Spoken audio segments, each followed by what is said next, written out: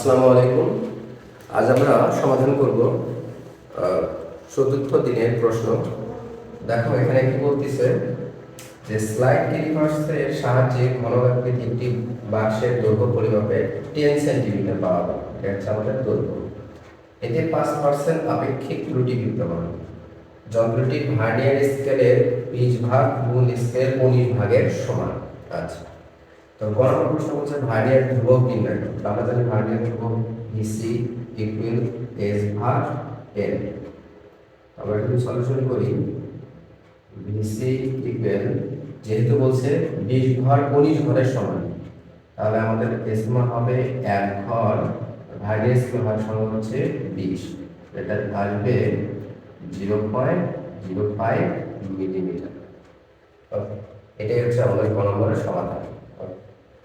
ঘনাবার বলছে বাক্সের আয়তন পরিমাপে আপেক্ষিক ত্রুটি এবং দৈর্ঘ্য পরিমাপে আপেক্ষিক ত্রুটি তুলনামূলক আলোচনা করো।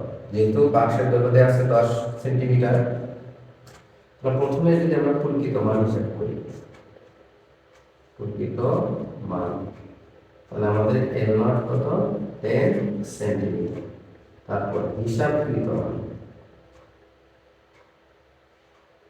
হিসাবকৃত মান এল সমান কি হবে 5%, তাহলে 10 প্লাস 10 এর 5%,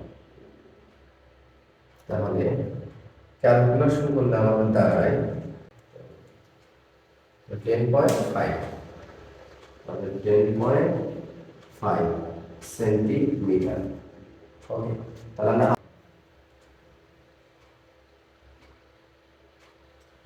তাহলে এখানে ভি নট যদি বের করি, তাহলে এল নটের উপর কিউ, তাহলে আমার 10 উপর কিউ অর্থাৎ 1000 সেন্টিমিটার কিউব।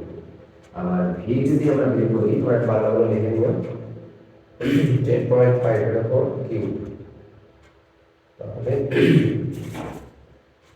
1157.625 centimetre cube.